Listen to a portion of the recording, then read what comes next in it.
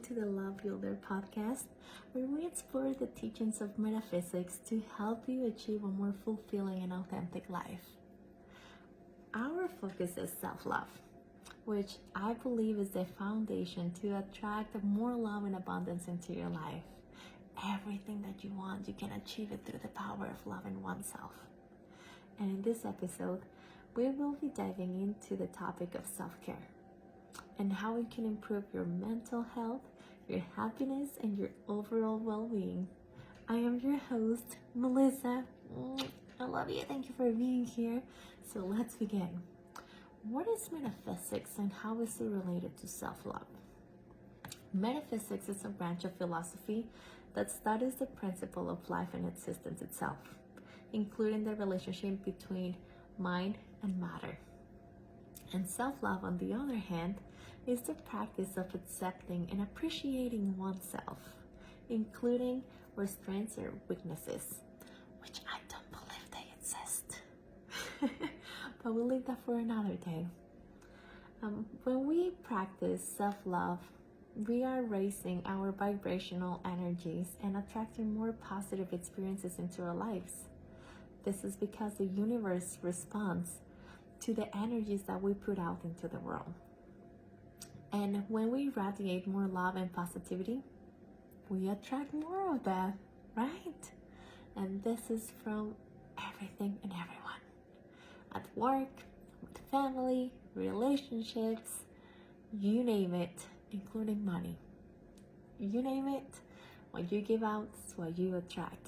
It's all about energy. So, at its core, self-love, it's about recognizing your worth and value as a human being and learning to act by that recognition. Learning how to embrace it. And metaphysics can help you achieve this by providing a framework of understanding the deeper aspects of reality that underlie your experience. By exploring concepts like energy, vibration, and consciousness, my favorite topics. You can begin to see how your thoughts and your emotions shape into your reality and how you can use this knowledge to create a more positive and fulfilling life. Now that we have a better understanding and idea that everything is energy, absolutely everything, we understand that we are all connected to this greater universal source. You can call it God, universe, power. Feel free to express this as it most accommodates your beliefs. To me, I like to use those three words: God, universe, higher power or higher self. And this means that the love that you have for yourself radiates through you and it attracts more love into your life. So by practicing and cultivating self-love, you raise your vibration and become a magnet for more positive experiences and people. And people, yes, people can change once you make the change. But I do have to say, don't try to change others. It all starts with yourself. And you're not responsible for trying to make others fit into your new life. No, it's all about accepting. That's for another day. I was gonna get a little deep into that, but let's leave that for another day. I believe that one of the easiest aspects of self-love is self-care. And this means of taking care of yourself physically, emotionally, mentally, and spiritually. Practicing self-care can improve anything from taking a relaxing bath to meditating or spending time in nature. It's all about listening to your body and doing what feels good for you.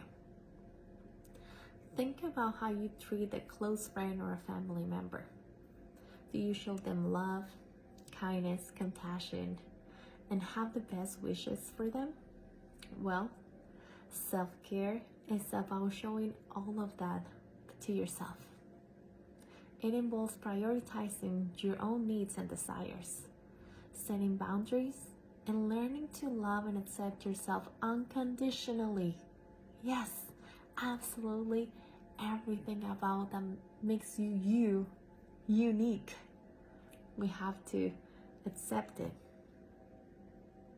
I do have to mention it. When we accept, we allow, we flow. When we try to control it, we force it. That's why I said don't try to make others to change. It's all about within you. And it's all about flowing with it, not forcing it. So, add a reminder to your agenda on your phone each day to do something that brings you joy, such as reading a book, taking a walk, or meditating. You can also make an effort to eat healthy, exercise, and get enough sleep, which includes power naps. Oh yeah. By practicing self-care, you will not only feel happier, but more fulfilled. And also notice how you start to change the way that you handle daily challenges and stress. And when you radiate your true essence and make these practices part of you, you will naturally attract more of what you give out to yourself from others. And this includes the universe as well. Begin each day with a positive affirmation. Let's try a few. So it's morning, which by the way, I like to say rising.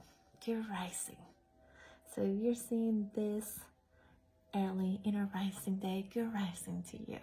And let's start each day with a positive affirmation like, I am worthy and deserving of love and happiness. Today is a beautiful day.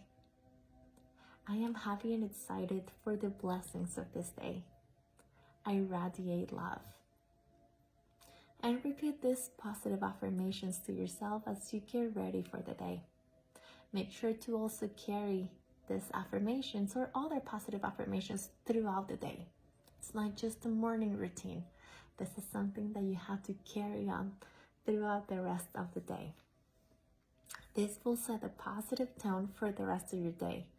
And like I said, you need to carry it throughout the rest of the day. That way you maintain that positive mindset. Whether you're stuck in traffic, at a stressful meeting at work, or in a very long line for your coffee. Okay, the next thing is to prioritize exercise and movement. It has been proven that when you exercise, you improve your mood and reduce the stress. So, look at this. Just shake it off. I'm really good at that. Like whenever I feel like too much tension on me, I'm just like, okay, I cannot go for a walk, but I'm just gonna shake it off. So movement, it helps you release stress. Of course, I do recommend doing some exercise, going out for a nice jog, a run, a walk outside, spend some time in nature. And even a short walk around the block can make a big difference in how you feel. And when you do this, I do highly recommend that you disconnect, that you don't take your phone, you disconnect from your phone. No music, no texting. Be present on the walk that you have. Enjoy, even if it's the cars that are passing by. Enjoy the wind. Enjoy that present moment of your walk, because that's going to help you to be present, which is another important aspect in loving yourself overall. So again, I do recommend that you disconnect from your phone completely, and that way you can set all your attention in the present moment, such as the cars, the birds, people passing by. You can also say hi, make new friends. And like the wind, everything. Enjoy that present moment. Another important aspect of self-care is setting boundaries. Setting boundaries. This means to say no to things that don't serve you or that don't make you happy. It is okay to prioritize your own needs and wants. So stop feeling compromised or that you have to do something in return for others as a favor. as a form of returning a favor. I'm sorry. Be honest with yourself. You have to learn how to say no, because sometimes we do things because, oh, we owe them a favor. They did that for us last time, so might as well. I'm gonna say yes. I'm really tired. I really want to go home and take a nice bath, but fine, I'll stop by. No, it's okay to say no. Because the moment that you go outside of what you really want, of pampering yourself, of listening to your body, the moment that you disconnect from yourself, it's when you start inviting stress into your life. So we don't want to do that. And just keep an eye, make sure it's not a routine.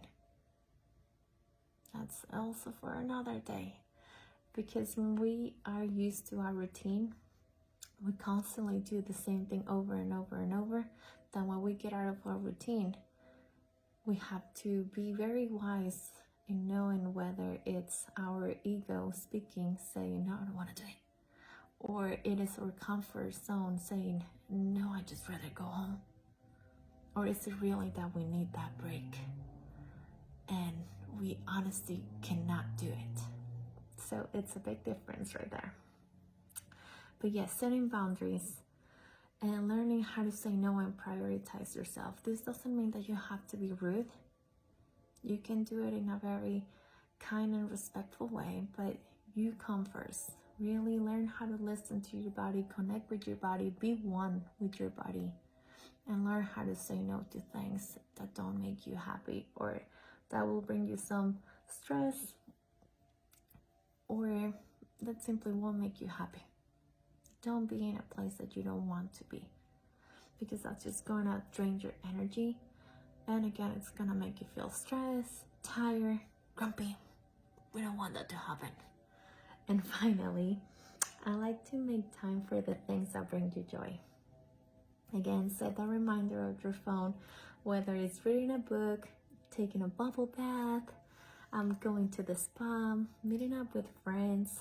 It is important to incorporate activities that make you happy. Calling up a friend that you haven't seen in a very long time.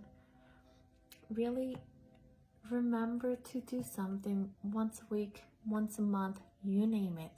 Doesn't have to be every day, because I do understand that we have other things to cover and we might not have the energy to do them at the end of the day, each day. So whenever you can, please do make some time to do the things that bring you joy and happiness. And remember that self-care is not being selfish. It is essential for your overall health and well-being. And by prioritizing self-care, you can improve your mental health, your happiness, and attract more love and abundance into your life. This is your host, Melissa. It has been a pleasure. I'm so excited. Thank you for being here on the very first day of my podcast, Love Builder. Thank you for tuning to this week's episode of our Love Builder podcast. We hope that the insights shared today have inspired you to take action towards a more fulfilling and authentic life. And remember, self-love is not a destination, but a journey. So enjoy the ride.